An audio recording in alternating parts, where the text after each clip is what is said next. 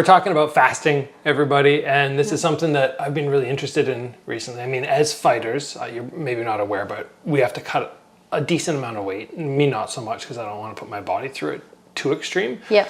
But a lot of people who are around my size, kind of walk at like 160 pounds, would cut to 135 pounds.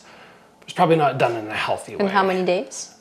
It would probably be about 10 days. Okay. About half of it is done through dieting, and then the other half is a rapid sweat it out situation. Right. And that's where it gets pretty dangerous in general, when people start going, okay, I'm going to cut in the next hour or two 7 pounds of water weight. You see people on the floor who can't stand up. Their coaches have to help elevate them, and they're like they look like they're on the brink of death. Yep. I've felt like I've been right on the edge, and I only cut about 5 pounds of water. But I've been a couple of times where I've been on the ground and I tried to get up and my head just bounced off the floor. And this is without water, right? That's without water, yeah. So you can drink a lot of water leading up to it. And then when you get to the point where you're going, okay, it's 4 hours from the weigh-in, then you just start purging all the water. Right. Sauna suit on, they have this sweet sweat stuff that you can put on your body.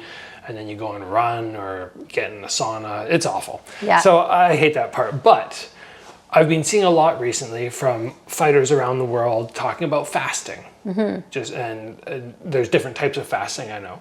There are, yeah. In particular, the water fast. And so Daryl, she knows so much more about this than me. That's why I brought her on the channel, because I kind of wanted to talk to everybody about it. I've had people ask. And I'm just going, I don't know anything about it. Like, I'm not an expert. Bring somebody on who knows something. So I mean, I wouldn't call myself an expert, but I dabble. I think with fasting, it's important to be careful who is doing the fasting.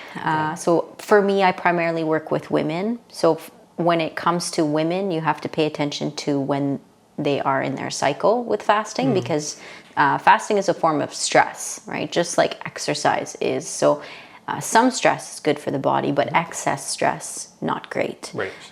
What you're describing with the fighters dropping weight so quickly without any water and running and all that, I would probably consider that as excess stress. But you got to do what you got to do, I guess. Yeah, that definitely is. People say all the time to me, I'm like, oh, I'm cutting 10 pounds in the next 4 days. They're like, tell me how to do it. I want to lose weight. I'm like, not this way. Yeah, but you gain it right back, right? So you guys go and you do weigh-ins. And then what? Do you eat immediately after? Just eat as much as you can, and you. Oh my God! Yeah, you just gorge. And again, I don't cut as much as some other people, but I've fought guys who have gone from something like 170 pounds down to 145 pounds, and then within 24 hours they're back to 170 pounds. And I'm going, how do you guys do that? Some of them cheat and use IV. Right. To get their levels back. But the amount of food that they can eat, even for myself after, I'm like, man, that's a lot of food. I mean, some people might consider that a little bit disordered, if you think about it. It's not the way to go. But there has been a lot of stuff recently. It's like this new craze over the internet about the water fasting. And I was so curious about the water fasting. But like most things on the internet, it's like, oh, where do I go to find my information? Do they know what they're talking about? Am I going to be able to do it safely? Because as I understand, for the water fast, depending on the amount of time you decide to do it, you're only having water. So. Honestly, you can do it many ways. Personally, I recommend water and salt, because you want minerals while you're drinking the water, because if you're not eating, you're going to be peeing a lot, so you're going to be losing a lot of those minerals. So that's personally what I do. I will do water and Himalayan or Celtic salt, something like that. And then understanding the different times with fasting. So whatever you choose to do, there's intermittent fasting. I actually wrote them down here so I don't get them incorrectly here. So 12 to 15 hours would be considered something like intermittent fasting, which we honestly all should kind of do. That's basically when you sleep. You should give your body some time to relax from eating. So that would be the first kind of tier. Your next one is 16 to 18 hour fasts. This is where you hear the term autophagy often. So your internal repair system, when your body starts to repair the little things that it doesn't have time to repair because you're constantly giving it food, right? And it has something else to think about, which is digesting, right? Then your next big leap into different hours would be the 24-hour fast. Again, still with water and salt. And this would be your gut reset. So that's when your gut starts to sort of get rid of the negative bacteria and just kind of start functioning a little bit better. So a little bit more of a repair system within the gut. So very helpful for people who have digestive issues or bacterial imbalances. Sometimes this can help anybody who has things like SIBO or dysbiosis or anything like that. It may not clear it. Oftentimes you need antibiotics for that, but it can be step number one before going that route. Then you have your 36-hour fast. So I love this one. Honestly, past the 24-hour, for me anyway, it's usually smooth sailing. The first 24 hours is kind of hard. After that, I kind of feel okay after. 36 hours is when your body starts to be in fat burning mode. So our primary source of fuel usually is glycogen, right? Carbohydrates. Once you start tapping into being able to use fat as a source of fuel, that's when you start to become what they call metabolically flexible. So your body has gotten rid of most of the sugars at that point, and you're able to start tapping into your fat stores. So it helps with body composition, but it helps with being metabolically flexible as well. Okay, so I know we have more here too. If somebody was wanting to get into this, would you advise start with a small period, like, we do the 12 to 15, or should you just sort of dive in? Is there a difference? I mean, depends what kind of person you are. If you're somebody who just likes to dive in, but I would probably just start with intermittent fasting often. As I said, like earlier, we should probably be doing this every night anyway, and then just extend it a little bit.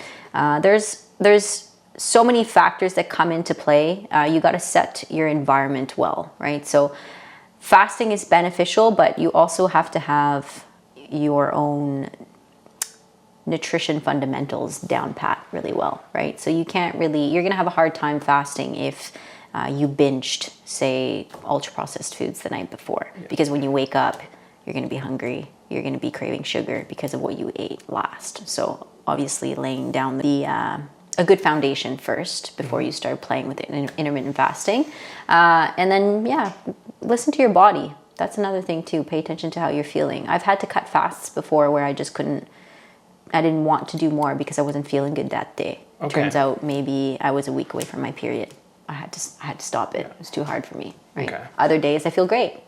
So you were saying that intermittent fasting, we could do that almost every day. Yeah. Potentially.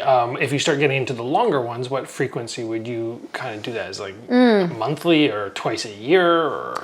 I, again, don't like giving those specific recommendations. Fasting is so personal. You really have to pay attention to how you are feeling, and you have to have a good foundation in place in terms of your nutrition already, because somebody who is eating poorly and playing with fasting and somebody who is eating well and playing with fasting, they're going to have very different outcomes. One's probably not going to feel great while fasting. The other one's probably going to feel wonderful.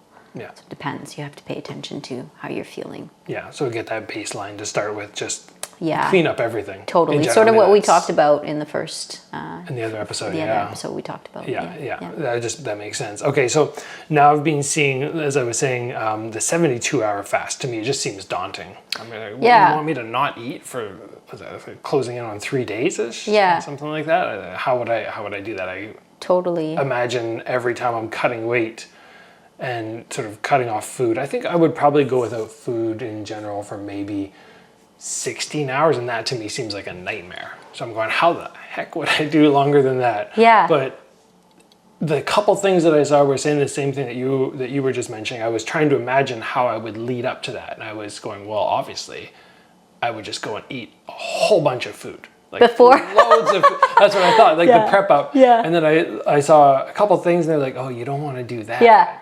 That's because you're used to that binging and not eating mentality. Well, you said you don't really do that as much as not like the other peers. guys. I know I just feel like it's not as healthy for me to do the up and down. You're absolutely right. I try to. I mean, it gives me a massive disadvantage because I fight guys sometimes who have 15, 20 pounds on me when we actually get in there. But I'm also I'm taking care of my body long term, which is more important to me. Yeah, absolutely. Yeah. So I think the last window we talked about was the 36-hour fast with the fat burning. There's another window, and then you got that 72-hour window. So the next one would be the 48-hour fast, which is when you start resetting your dopamine. This is the really fun one. This is where people feel like euphoric because you just feel happy. That's when dopamine reset starts. So that one's really fun. And then after that, I would assume that I've never done a 72-hour fast, but I would assume from the 48 to the 72, if you have a dopamine reset, you're probably feeling pretty good anyway. That's what I hear people say. Yeah, I'm going, how does that happen? Totally. And then the 72-hour window is when you have your immune system reset. So this is when you're getting rid of bad cells and enticing new cell formation, so your white blood cells. Okay, that's been the big question for me. Yeah. Why in the world would I do that? Like that I've always just been going, it sounds awful. Yep. I'm going to be starving, essentially. What are the health benefits? And it's essentially, so say that one more time for me. Yeah, so your 12 to 15 hour fast is just intermittent fasting, right? Your 16 to 18 is when autophagy kicks in, right? So that's your own internal repair system. Yeah. Your 24-hour fast is your gut reset. Your 36-hour fast is when you are playing around with fat burning, so body composition, metabolically flexible. 48-hour is dopamine reset, and 72-hour is your immune reset, so the cells. Jeez. Yeah. Okay, so this is one that I've been wanting to do, and when I do it, I'll be sure to. Yeah, you got to document it. Yeah, put it up for everybody because I know a lot of people are going to be interested, and it's something that I probably won't be like, oh, do it with me, and just because I don't want to put myself in liability. But at least people will be able to see and go, okay, he did it. This is the steps that he went through. I can, like you said, I'm imagining a rough initial 24 hours because when I do my weight cut for fighting, and I reduce my calories by about half. Okay. The first day or two is unpleasant, and then all of a sudden you get to the point where I feel good. Totally. I feel pretty good. You don't notice that for me. That hunger pang all the time. And aside from, I wouldn't be able to do it without water and salt, though. I don't know how you do that for when you put on the suit and you go run and you sweat. That's insane to me. If you're trying to do fasting, please salt and water as much as you want. Don't be afraid of salt. And what about bone broth? I keep hearing people, is that something that you would say, no, don't do? I see some of the guys saying, oh, you could have bone broth. What do you have an opinion on that? Yeah, so anything that's going to spike your blood sugar is going to essentially break your fast. Okay. So if you really wanted to get nerdy, you could throw on a glucose monitor and see what does spike your blood sugar. Some people, black coffee spikes their blood sugar. So technically they're breaking their fast. Do you still reap the benefits of all of the things that I've listed? Yes, maybe just not to the same percentage of it.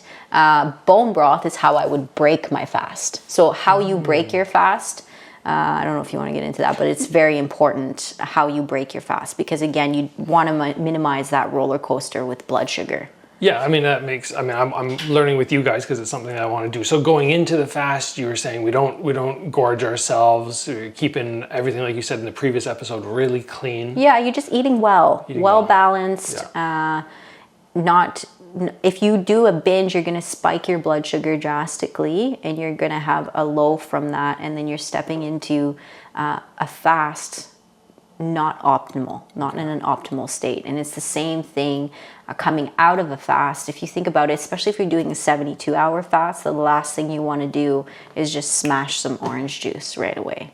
You want to wake up your digestive system. If you want to throw in maybe some water and apple cider vinegar to get those gastric juices started to wake up your digestive system, or bone broth, which will have nice collagen in it, low calorie, no sugar. You're waking up your digestive system, and then you have a meal. So for me, my first meal Usually I'll break my fast with bone broth, and then my first meal will be all protein, maybe some vegetables on there as well, but no carbohydrates for my first meal. Okay. Then I will introduce carbohydrates if I want for my second meal, and it'll still be root based. Usually my potatoes, my sweet potatoes, my squashes, fruit if I want, but still again paired with protein and fat. Okay. Yep. Geez, there's a lot of information there. Yeah. It's all interesting, and it's something. It never ends. It never ends. Yeah. Always learning. This is something that I'm definitely going to do this year. I'm gonna avoid it for I'd say another 2 or 3 months, because I have to get through my next fight and fight camp, and I don't want to do that when I have to train 4 hours a day or something like that. But once I'm done, I'm going. I keep hearing about all the benefits long term, and that's always been a priority of mine. Like, I want to do well in my competition, but I also want to be doing really well when I'm 70 and 80 and not struggling. So all this type of stuff on the channel is something that I'm hoping to bring in as well, so everybody out there can stay healthy as well as you start aging. Yeah, absolutely. It's all about longevity. Yeah, you might as well. Well, thank you so much for joining us, guys. I'm going to put a link down below for Daryl where you can find all her information. You can follow her on Instagram and get amazing diet tips, health tips, just everything. I really appreciate it. Thanks for having me. Yeah.